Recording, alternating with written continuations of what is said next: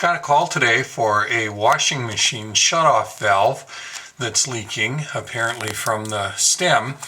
Looking at the bucket right under here beneath it, it's probably this cold water feed right here. Let's just turn this on and see what happens. There we go. You can see water coming out through the stem area there, and that generally means a problem with the packing rather than the washer. Sometimes you get real lucky and you can just put a wrench on this and tighten it up because it's loose. Let's just try that.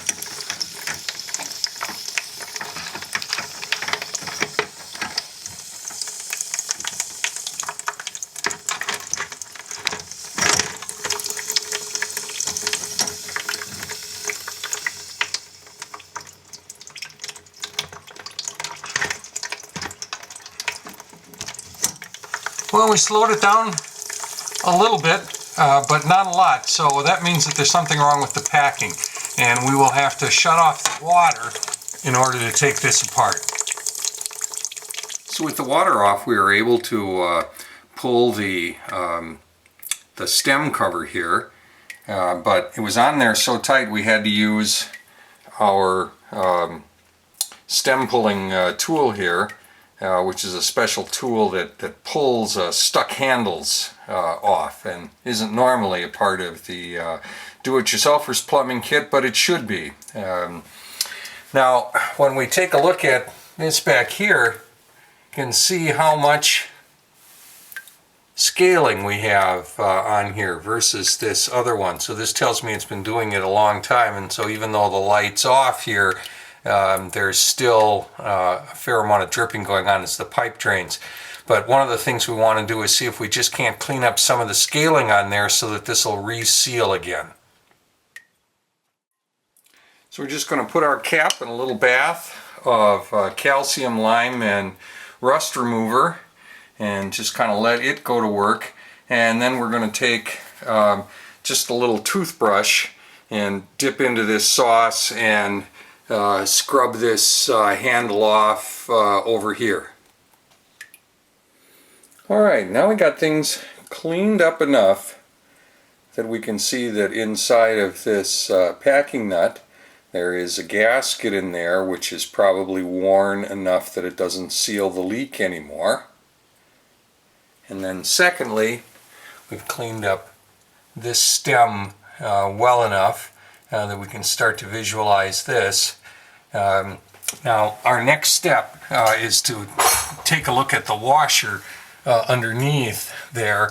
So we're going to try to pull this cap off right here and do it with a special wrench like this, but I need two hands to do this because I need to hold the pipe steady here so that we don't risk twisting this thing off of a soldered connection. So since I don't have enough hands to do all this, I'll have to do this in the dark. And that way if the pipe explodes or something, you won't get to see it. Well, we managed to get the stem free without breaking the pipe, and we've looked inside there to see if the seat is scratched. In some of these faucets, the seat that the stem sits on with this washer is removable. It's not in this one. So we got this out. This washer here looks like it's a little bit worn. Typically this happens more on the hot water side than the cold water side.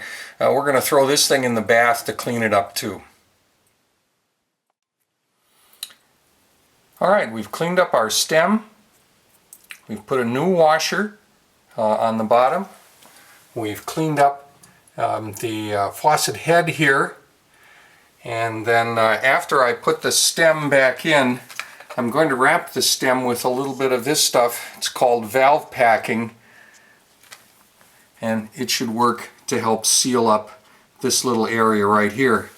Now, one thing we haven't ruled out yet that is a little bit troubling, we won't know till we put it back together, is that this faucet may have a tiny hairline crack on the bottom in the brass piece. I can't really get under there and see it, and even if I could, it would be so small it would be right under here.